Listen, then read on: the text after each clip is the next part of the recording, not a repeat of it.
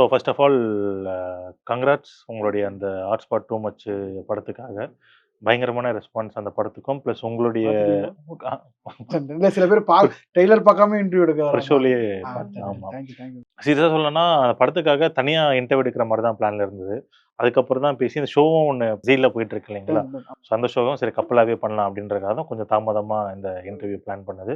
So first அந்த படத்த பத்தி கொஞ்ச நேரம் அப்ப பேசிடலாம். நீங்க வெளியில வெயிட் பண்ணுங்க. ஏய் இங்க உட்காரு.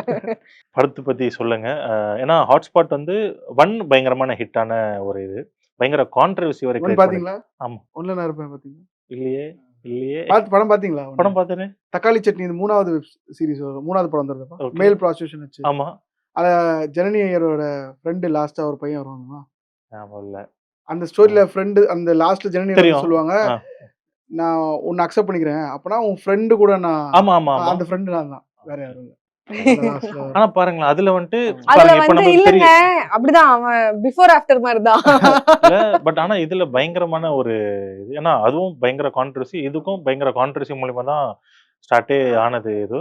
படம் ஆனா பயங்கரமான ஹிட். பிளஸ் வந்து அஸ்வின் அவரோட ரியலான டைலாக் அது நீங்க சொல்றதும் இப்ப இது கேட்கலாம். எப்படி அவர் அக்செப்ட் பண்ணாரு? இதுதான் ப்ரோ. நானும் விக்னேஷனா அது இது வைக்கலாம் நல்லா இருக்கும். ஏன்னா படம் ஃபுல்லா செல்ஃப் ப்ராப்ளம் தான் பண்றோம். எல்லாருமே கலாய்க்கிறோம். ஸோ அவருக்கு அது வந்து ஒரு பிளாக் மார்க்காவே இருக்கு. அது அவர் பண்ணது அது அவர் தெரியாம பண்ண விஷயம். ஸோ அது இப்போ அது நம்மளே ட்ரால் பண்ணிட்டோம்னா அது போயிடும். முடிஞ்சிடும். ஆமா. ஒரு ஃபுல் ஸ்டாப் வச்ச மாதிரி. அந்த மாதிரி தான் நாங்க சொன்னோம். அவர் டேய் ஒரு 10 செகண்ட் யோசிச்சாரு. ஓகே ப்ரோ அப்படின்ட்டாரு. ஓகே அது நாங்க அந்த ஏன்னா அதுதான் என்னோட ஃபர்ஸ்ட் டயலாக் படத்துல. ஸோ நாங்க வந்து ஃபர்ஸ்ட் டயலாகே சூப்பர் அதெல்லாம் வச்சு நாங்க யோசிச்சிட்டோம்.